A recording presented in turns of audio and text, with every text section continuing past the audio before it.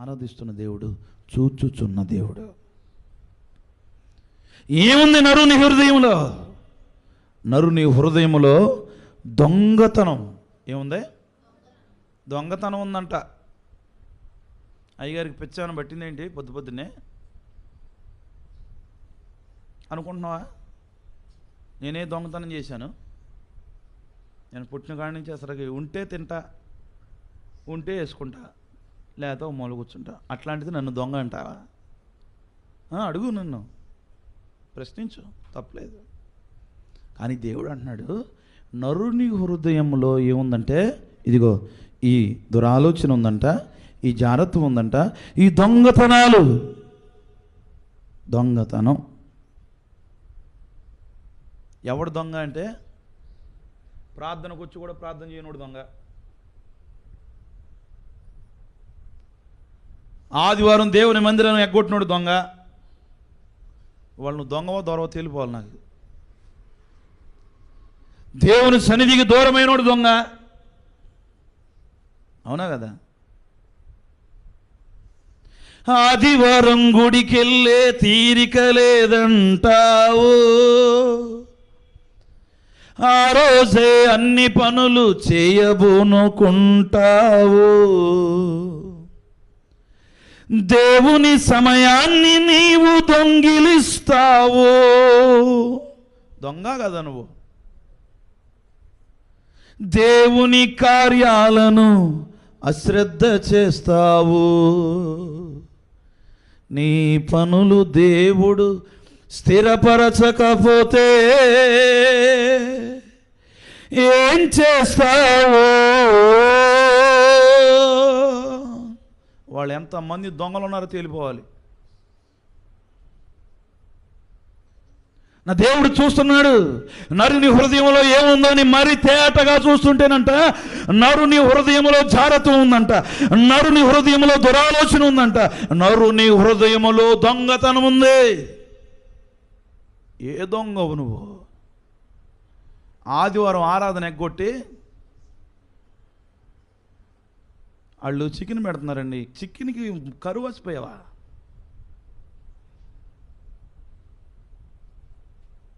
KG 190 రూపాయలేగా.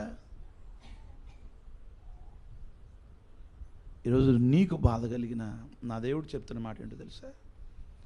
ఈ హృదయంలో ఉన్న దొంగతనం, దాన్ని ఎప్పుడైనా తీసి తగలబెట్టు. ఈరోజు దేవుడు ఇంత ఆరోగ్యం ఇస్తుంటే, ఇంత ఆయుష్ ఇస్తుంటే దొంగతనం చేస్తావా? దొంగ.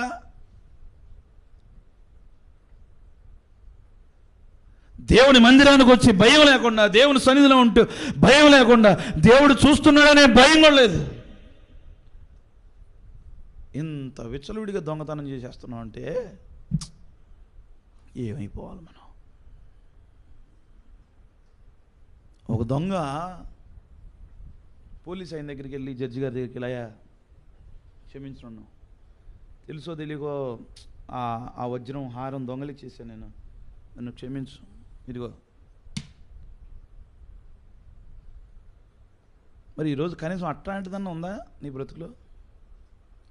అయ్యా ఇది దొంగతనం చేశాను అయ్యా, ఈ నెల ఈ ప్రభు బలలో పెద్ద దొంగనయ్యా నేను. పెద్ద దొంగను కూడా కదా, గజ దొంగనయ్యా నేను. బాధ అవుతుందా? జాగ్రత్త. దేవుడు నరుని హృదయంలో ఏముందో అని తేటగా ఆయన చూస్తున్నాడంట, మరీ తేటగా చూస్తున్నాడు. కనపడమా మనం?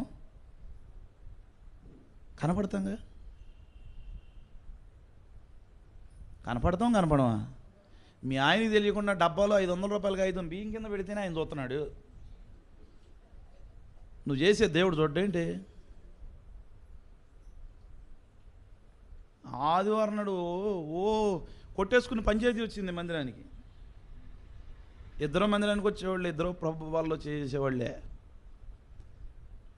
అసలు గొడవ ఏంట్రా బాబు అంటే, అయ్యా రోజుకు 100 రూపాయలు లేచిపోతున్నాయి. ఎటు వెళ్ళిపోతున్నాయో ఏంటో అర్థం కాల అని మొత్తం ఇల్లంతా గాలి ఇచ్చాడంట. బాత్రూంలో కుంకుడికాయ డబ్బాలో పెట్టిందంట, కుంకుడికాయ డబ్బాలో పెట్టిందంట. అవి తీసేసరికి ఒక పౌరుషం వచ్చేసింది. ఇక పౌరుషం వచ్చేసి ఇంట్లో గొడవ, ఈ గొడవ, ఆ గొడవ, ఈ గొడవ. ఇంతలోకి 10:30 అయిపోయింది ఆరాధన. మళ్ళీ ఆరాధనకి వెళ్ళిపోతే అయ్యగారు దొంగ అంటాడు, గజి దొంగ అంటాడు అని భయం వేసి ఇద్దరు వచ్చేసారు.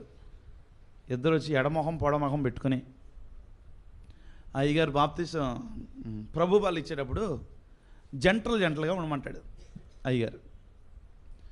ఈ జంట ఆ మూలహోళ్ళు ఈ మూలహోళ్ళు కూర్చున్నారు. ఏంరా ఏమైంది వీళ్ళకి అని ఆరాధిస్తే అప్పుడు పడింది బయట ఏంటిది, కుంకుడుగాయ డబ్బా. కుంకుడుగాయ డబ్బాలో ఉన్నాయా ఆయనకి కనపడితే ఈరోజు నువ్వు ఏం దాచావో దేవుడు తెలియదా?